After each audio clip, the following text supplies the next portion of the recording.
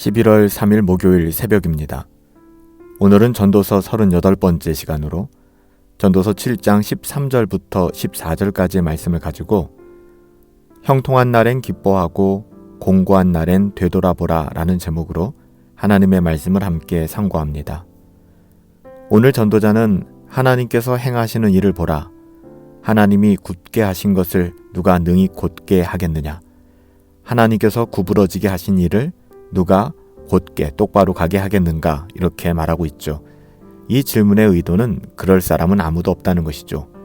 하나님이 행하시는 일들 가운데 하나님이 굽게 하시고 하나님께서 구부러지게 하신 그 일을 누가 펴며 곧게 할 수 있겠습니까? 하나님이 그렇게 하셨는데요. 하나님은요, 온전하신 완전하신 창조자이시며 섭리자이십니다. 세상에서 일어나는 그 어떤 일들도 좋고 나쁜 일까지도 하나님께서 모두 주관하세요. 당연하죠. 그러니까 이 땅에 일어나는 모든 일들이 하나님의 주권과 섭리 가운데 일어나게 된다는 것이죠. 그러기에 하나님이 구부러지게 하신 것을 올바르게 곧게 할 사람이 아무도 없다라고 이야기하는 거예요.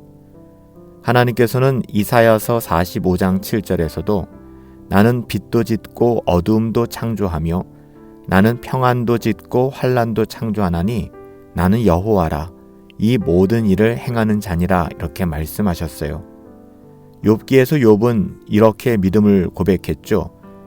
욥기 1장 21절에 보면 주신 분도 여호와시요 가져가신 분 취하신 분도 여호와시니 여호와의 이름이 찬송을 받으실지니라. 이것이 범사에 하나님을 인정하는 태도이죠. 잠언 3장 6절에서 하나님을 인정하는 태도에 대해서 이야기하는데요. 욥의 이 고백, 주신 분이 여호와시고 가져가신 분도 여호와시고 이 모든 일들 가운데 내게 무엇이 있든 없든 다 여호와의 이름은 찬송받으실 분이시다 라고 이야기하는 것, 이것이 여호와 하나님을 인정하는 태도예요. 전도자는 이어서 형통한 날에는 기뻐하고 곤고한 날에는 생각하라. 하나님께서 이 두 가지를 병행하게 하사 사람으로 그 장래의 일을 능히 헤아려 알지 못하게 하셨느니라 라고 이야기합니다. 사람은 내일 일을 알 수 없죠. 아니 몇 초 뒤에 일어날 일들도 알 수 없는 것이 인간의 한계고 인간의 어리석음이잖아요. 하나님께서는 그런 우리들의 삶의 자리에 때로는 좋은 날도 주시고 때로는 힘든 날을 허락하시기도 하세요. 이렇게 어떤 때는 형통한 것 같지만 또 한순간 지나고 나면 곤고한 날이 찾아와서 우리로 하여금 결코 우리의 미래를 예단하지 못하게 하신 것이죠.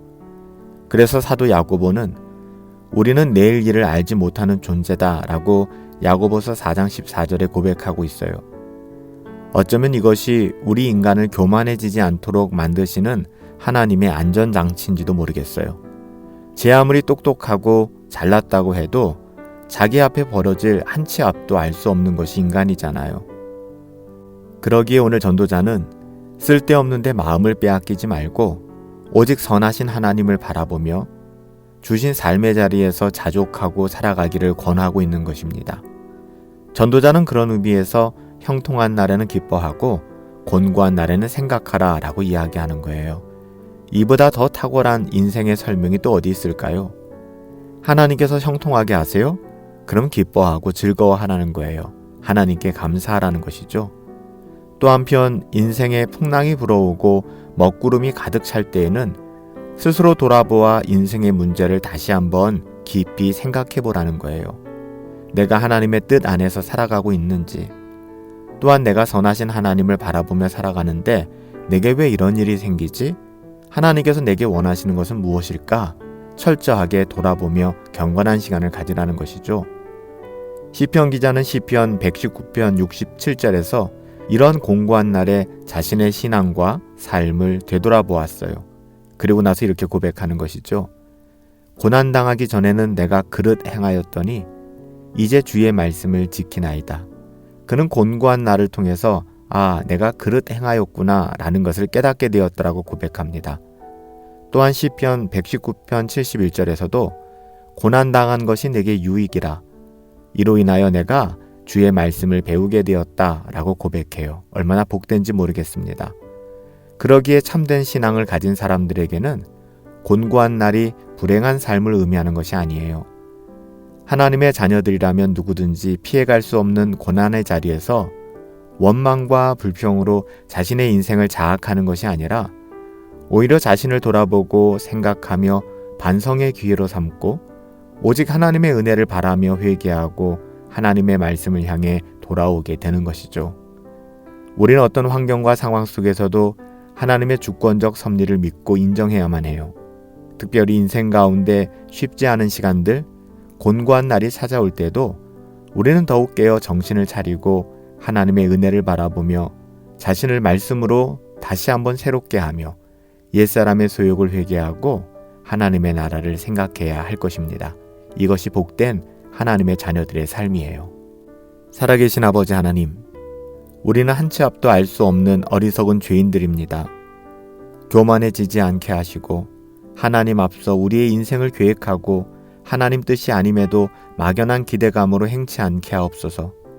하나님께서 이 땅 가운데 우리에게 허락하신 삶의 자리에서 형통한 날엔 기뻐하고 곤고한 날엔 되돌아보며 감사함으로 살아가게 하옵소서.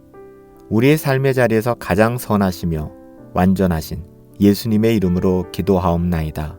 아멘. 오늘은 형통한 날이신가요? 아니면 곤고한 날이신가요?